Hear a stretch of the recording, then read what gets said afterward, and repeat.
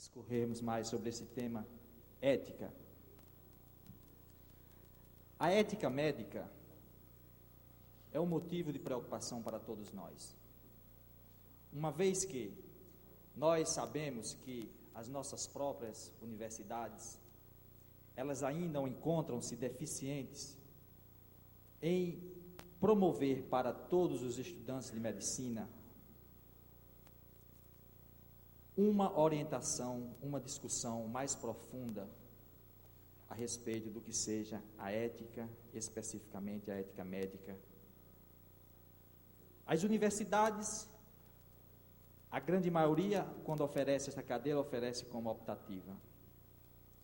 E aqueles profissionais passam 6 anos num curso, mergulhado em livros, conceitos, teorias, e saem dali para entrar no mercado de trabalho, onde vão enfrentar novos desafios, e se não passam, se não recebem uma boa orientação ética, certamente fica vulnerável e exposto a muitas armadilhas que existem do dia a dia da nossa vida, em que muitos caem em virtude de ignorarem muitos dos seus postulados e dos seus princípios básicos.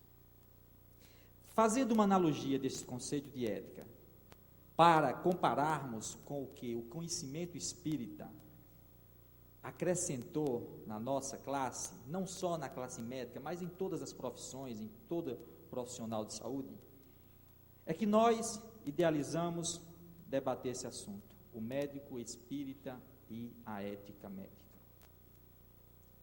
De onde será que veio a ética quando começou e para onde a ética caminha? Esta segunda pergunta é o que intriga a maioria daquelas pessoas envolvidas, os estudiosos a respeito da ética. Nós sabemos da sua origem, dos conceitos hipocráticos, da escola de Kos, que ainda hoje norteia a formação de todos os códigos, das cartas de princípios, das resoluções. E ele traz para todos, definindo na sua base, princípios da beneficência, da maleficência. E outros princípios também são agregados, como o princípio da justiça, o princípio da autonomia. E a ética que, durante muito tempo, ficou restrita a um pensamento conservador, chega-se à conclusão atual de que a discussão sobre ética, ela tem que sair para a sociedade. O indivíduo como ser humano tem que ser considerado, as suas opiniões têm que ser avaliadas. Novas áreas do conhecimento, as ciências sociológicas, interferem na construção dessa nova ética. E é isso que está acontecendo atualmente. Nós acabamos de assistir que toda a obra de André Luiz também objetiva construir uma nova ética. Porque para construir-se uma ética mais condizente com o pensamento atual que permeia o mundo, é preciso construir também novas atitudes. É preciso renovar comportamentos, renovar hábitos, renovar conceitos, renovar posturas, assumir posições, ser audacioso no momento preciso. Para quê? Para que esses novos conceitos consigam criar o seu espaço no seio da sociedade. O médico espírita e a ética médica. O nosso código de ética médica traz 19 princípios básicos. É um código que contém 145 artigos. Digo e repito, desconhecido da maioria dos médicos. desconhecidos até na sua leitura e também desconhecidos nas suas interpretações. Muitos desconhecem até os seus princípios mais elementares. E eu trouxe aqui para podermos analisar este artigo 1º e este artigo 2º. Quando diz o seguinte: a medicina é uma profissão a serviço da saúde do ser humano e da coletividade, e deve ser exercida sem discriminação de qualquer natureza. A medicina já conseguiu alcançar progressos vertiginosos, e no patamar em que ela se encontrou, não é mais permitido que ela seja exercida com qualquer tipo de discriminação. O ser humano, ele ocupa o lugar do doente no momento. E até os novos conhecimentos da antropologia, da sociologia, que demonstram de que todos nós temos uma raiz em comum, essa discriminação não pode ser feita de natureza, de forma alguma. E esta é uma atitude, um comportamento que cada um deve buscar modificar dentro de si. Porém, a maior discriminação que nós ainda vemos na nossa sociedade é a discriminação social. A discriminação social ainda constitui a maior barreira para o acesso a uma saúde digna. E que vai de encontro até aos direitos mais fundamentais, porque todo ser humano tem direito à vida, tem direito à liberdade, tem direito à saúde. São princípios universais da Declaração dos Direitos Humanos. No artigo 2º diz o seguinte: o alvo de toda atenção do médico é a saúde do ser humano, em benefício da qual deverá agir com o máximo de zelo e o melhor de sua capacidade profissional. Quando o médico ou qualquer profissional de saúde, ele começar a conscientizar-se de que o objetivo principal dele é tratar o ser humano, ele tem que abandonar aquela visão de que ele está tratando o doente. Nós não podemos mais interpretar somente doenças e doentes. Nós temos que compreender que o paciente é, acima de tudo, um ser humano. E que ele merece o respeito, merece a dedicação, merece o devotamento. Ele merece toda uma assistência, que não constitui somente uma obrigação do médico, mas tem que ser um dever consciencial, de que ele tem que ter a saúde do ser humano como a sua meta principal. Então, isto representa princípio elementar do tratamento médico, mas que também pode ser estendido a qualquer profissão que trate a saúde, porque também estará tratando o ser humano. O artigo 6º, eu trouxe apenas esses 3, dentre os 19 principais, diz o seguinte: o médico deve guardar absoluto respeito pela vida humana, atuando sempre em benefício do paciente. Observem que o princípio da beneficência está sempre presente aqui, herdado lá da escola de Kos. O princípio da beneficência está presente desde aquela época. Jamais utilizará seus conhecimentos para gerar sofrimento físico ou moral, para o extermínio do ser humano ou para permitir e acobertar tentativa contra a sua dignidade e integridade. Vocês vejam como estes artigos, eles guardam uma analogia muito próxima com os conceitos que vocês acabaram de ouvir. quando o nosso irmão José Roberto mostrou aquele pensamento novo que André Luiz estava trazendo para a classe médica e para a classe profissional em si. A estreita relação em que eles estão vinculados. Mas, repito, é desconhecido da maioria dos profissionais da saúde, da maioria dos médicos. Porque não tiveram uma formação orientada no sentido de conhecer quais seriam as normas que norteariam a sua conduta profissional.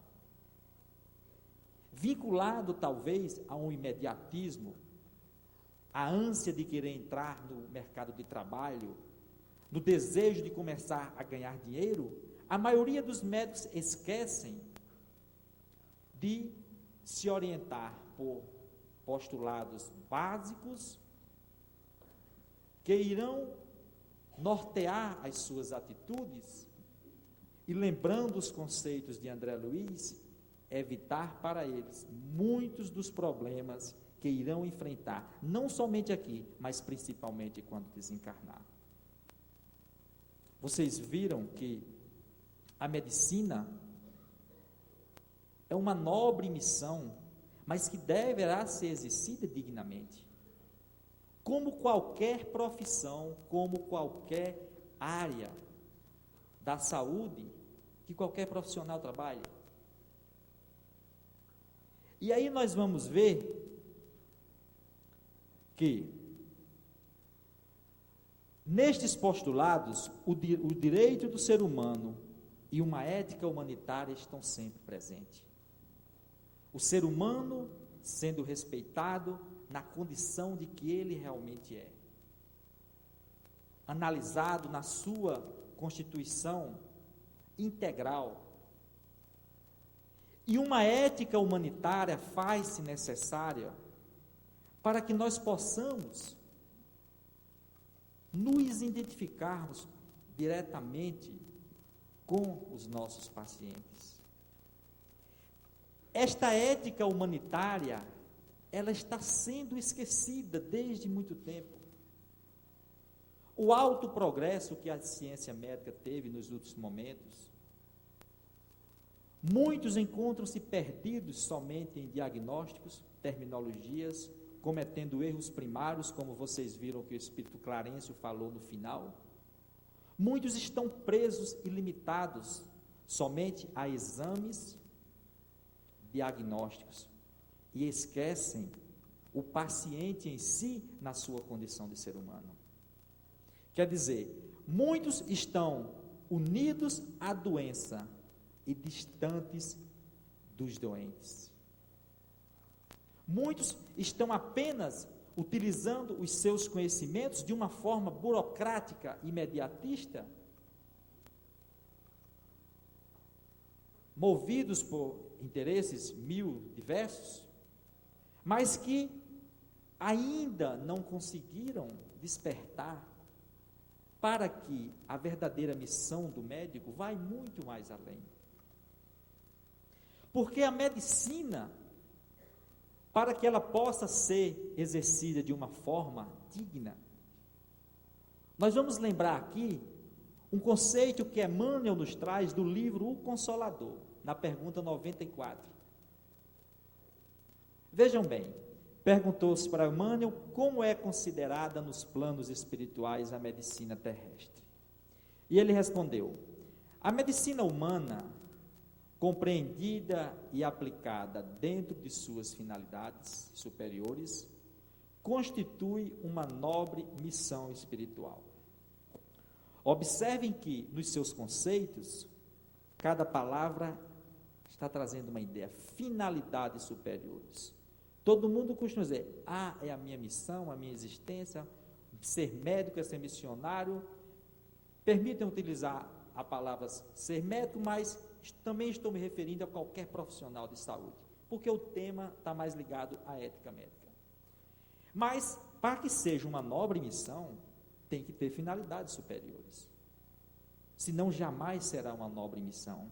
Será, antes de tudo, uma queda e um escorregadio que estaremos dando nas nossas vidas. O médico honesto e sincero, amigo da verdade e dedicado ao bem, é como o apóstolo da providência divina, da qual recebe a precisa assistência e inspiração, sejam quais forem os princípios religiosos por ele esposados na vida. Então vejam bem, meus irmãos, honestidade, sinceridade, o uso da verdade de uma forma consciente e a dedicação ao bem são características primordiais para quem quiser ser um bom médico, exercer uma boa medicina, modificar o seu comportamento, criar uma nova ética. Porque para mudarmos a ética médica, os médicos primeiramente terão que mudar. Nós não poderemos mudar o todo sem mudar as partes. A construção de um organismo social começa com a renovação de um indivíduo. Então, estes conceitos, estas qualidades de natureza moral, elas precisam ser incorporadas no dia a dia de todos nós. Porque senão, como é que nós vamos promover as transformações? Elas não vêm de fora, elas nascem da intimidade de cada um. E estas são as maiores necessidades que nós precisamos. Renovação de natureza moral. E o que é que os Espíritos definiram para todos nós sobre moral? Está lá na pergunta 629. A moral é a regra para se conduzir bem. Quer dizer, a distinção entre o bem e o mal. Ela se funda sobre a observância da lei de Deus. O homem se conduz bem quando faz tudo em vista para o bem de todos, porque então ele observa a lei de Deus. Olha o princípio da beneficência implícito aqui nestes conceitos.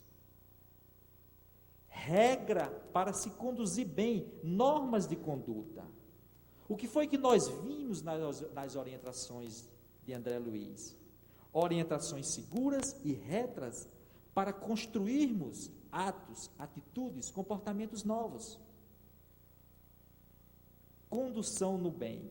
Saber distinguir na sua conduta o que é o bem e o que é o mal. E onde é que está o fundamento da moral? Na observação das leis de Deus. E somente observando as leis que conduzem sempre para o bem, é que nós poderemos dizer que estaremos exercendo uma moral. Porque moral é ética, é conduta, é comportamento. Se não buscarmos a transformação na base, não conseguiremos modificar na periferia. Então, a observância destas leis é o que nós precisamos fazer.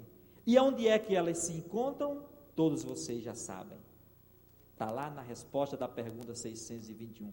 Na consciência de cada um.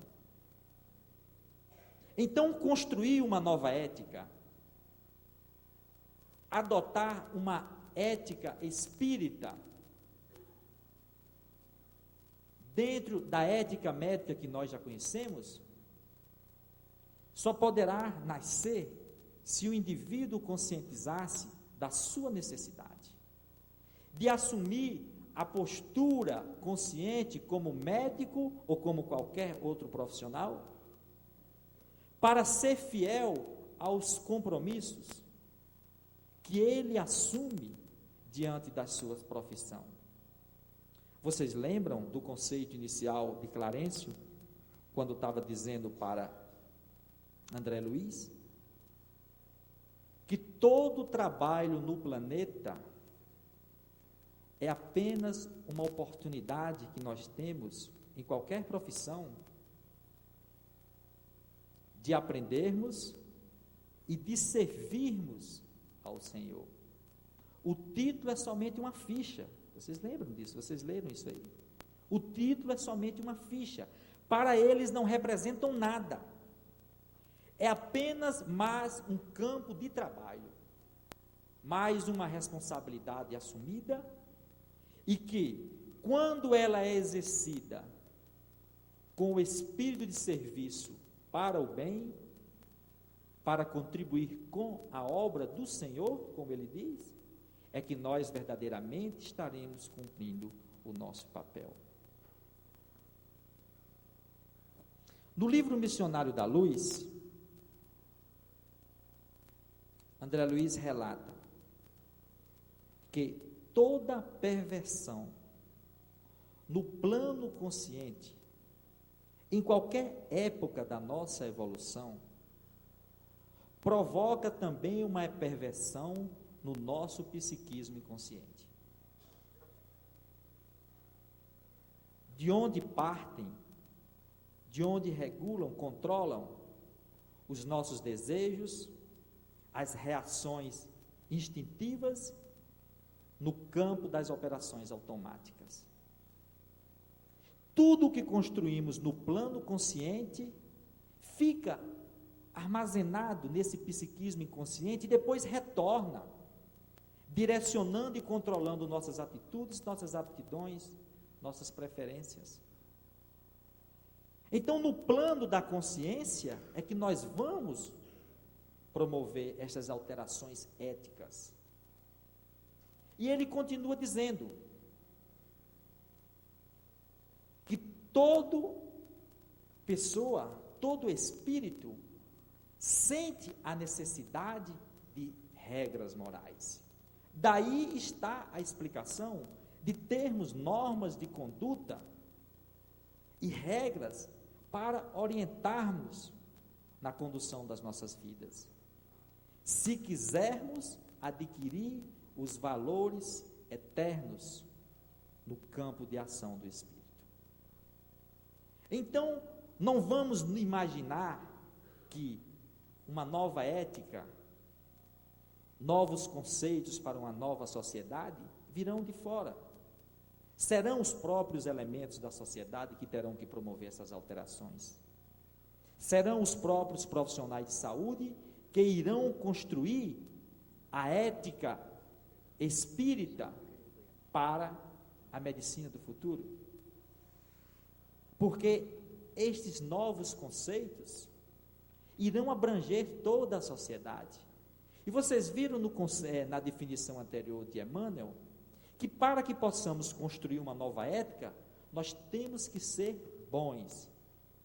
E que essas qualidades benevolentes, elas independem da opção religiosa que cada um tenha. Então, esta nova ética tem que partir de mim, de vocês, de todos nós. Porque o conhecimento espírita faz com que nós nos transformemos em elementos de mudança. Nós somos os elementos da transição. É da nossa responsabilidade trabalharmos conjuntamente com a sociedade e promover as suas alterações, as suas transformações.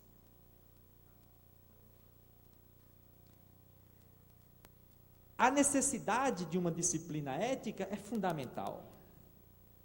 E essa disciplina tem que partir de uma autodisciplina. E nenhuma autodisciplina existe se não for por uma ação voluntária. Nós teremos que dar os nossos primeiros passos, reavaliando os nossos conceitos e a nossa conduta no exercício das nossas profissões, para podermos fazer germinar os primeiros embriões desta nova ética.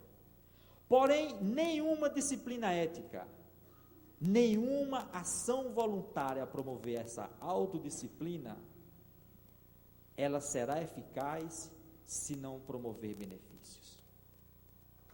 De que é que adianta adotarmos os rigores disciplinares que conhecermos, mas se isto não trouxer benefício para ninguém? Porque se não trouxer benefício para a sua sociedade, para a coletividade, para o ser humano, para os seus pacientes, também não vai trazer benefício para si. Porque nós sabemos que o conhecimento egoísta acrisola o ser humano, de onde é preciso depois muitas lutas para conseguir libertar-se. Então, os benefícios são necessários. Adotarmos uma nova postura na sociedade, modificando as nossas condutas, nossos comportamentos, sem que também promova uma mudança geral, não terá grande valia. Nós precisamos nos conscientizar também da nossa função social, da importância que nós temos de também modificar o meio. Nós não temos o conceito integral do ser humano, do seu componente biológico, psicológico, espiritual e sociológico. Então nós temos também que interferir no meio em que ele se encontra. São princípios basilares que estão lá também no Código de Ética Médica. Observem como, repito, a analogia é muito estreita. O Código de Ética Médica também coloca como obrigação do médico agir no meio para promover a saúde do paciente. É um código que traz uma nova visão, não só de tratar doentes, mas também de promoção de saúde. Uma visão que a ética médica, a ética espírita especificamente, também procura mostrar. Próximo, por favor. Então, esses benefícios serão uma decorrência de, na realidade, sermos um bom médico. Então, o que seria ser um bom médico? O bom médico é aquele que possui uma boa formação ética, técnica, moral e humanitária. Para começar. É aquele que é solidário, é amigo, é fraterno, é conselheiro. É preciso que o médico, e agora vamos referir diretamente à classe médica, chegue mais perto do seu paciente. Se aproxime, não é numa distância espacial, mas é numa distância sentimental. É preciso que ele sinta também o drama dos seus pacientes para que ele possa raciocinar melhor. Lembram do conceito que Clarencio disse a André Luiz? O médico não deve deter-se apenas em diagnósticos e terminologias, ele tem que penetrar-lhe a alma, sondar-lhe as suas profundezas. Procurar sentir a condição de ser humano na sua frente. E não ser somente aquele médico que está preocupado em consultar e não procurar ouvir. É preciso ouvir o doente. Temos um caso lá que é conhecido de vocês, eu acho que vocês já ouviram falar daquela historinha do paciente que entra para ser consultado com o médico, ele está tão envolvido ali na consulta e na sua prescrição, que ele está de cabeça baixa, ela começa a falar e ele continua escrevendo, e ela não aguenta mais e diz: mas doutor, o senhor já está passando a minha receita, eu nem falei tudo o que eu estava sentindo. Ele diz: não, essa daqui é do próximo que vai entrar, a sua já está pronta aqui na gaveta, toma lá. Quer dizer, isso é muito comum, e aí entra outras causas, que aí as causas de natureza social, nosso sistema de saúde, que faz com que muitos médicos tenham que atender filas quilométricas por um esforço sobre-humano, e muitas vezes ele tem que realmente fazer um esforço sobre-humano e não consegue fazer um atendimento decente, porque já está além da sua capacidade. Então observe que, para que o próprio médico também possa assumir posturas e modificar o seu comportamento, há também a necessidade da modificação da estrutura social dos sistemas de saúde. Não vamos aqui não quero transformar o médico em vilão da história. e nem generalizar. É lógico que quando nós colocamos esses conceitos, nós também levamos em consideração aqueles bons médicos, aqueles missionários, dedicados trabalhadores, que muitas vezes fazem isso não pela sua vontade, mas porque ele tem que atender o maior número possível de pacientes aonde ele esteja, porque senão, do contrário, muitos ficarão sem atendimento. Então é melhor fazer um atendimento rápido do que deixá-lo sem atendimento. O bom médico é aquele que alcance o ser humano na sua integralidade, restabelecendo a sua dignidade e a condição de cidadão universal e herdeiro divino. O bom médico é aquele que respeite a vida desde a concepção e condene qualquer meio que tenha por objetivo interrompê-la em qualquer circunstância que se apresente. O bom médico é o que tenha como objetivo principal a saúde do ser humano e da sua coletividade, aprimorando e utilizando seus conhecimentos como instrumento do bem comum. É aquele que serve de modelo pedagógico para a conduta da vida moral, abominando os preconceitos e agindo com consideração e apreço para com seus colegas, bem como outros companheiros trabalhadores da saúde. O bom médico é aquele que reconhece a autonomia do paciente em face do respeito pelos direitos humanos. E nós lembramos aqui, até usar uma expressão que nós usamos lá na nossa região, quantos e quantos médicos acham que possuem um rei na barriga e andam pelos corredores dos hospitais, mal cumprimentam as pessoas. E os pacientes, às vezes, sentem-se inibidos até de dirigir-lhe a palavra. E é um princípio fundamental que está lá no Código de Ética Médica como direito do paciente. Ele tem o direito de saber tudo a respeito da sua doença.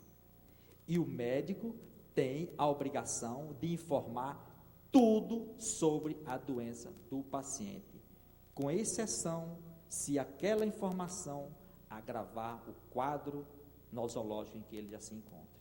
Tirando essa exceção, ele tem a obrigação, ele não está fazendo um favor. Médico nenhum faz favor a ninguém e está dizendo para o paciente o que é que ele tem. É um direito de cada um. Faz parte do direito individual, princípio universal. Então, nós temos que reconhecer a autonomia do paciente respeitando os seus direitos. O bom médico é aquele que possui uma consciência permanentemente alerta aos conflitos dos deveres e das obrigações.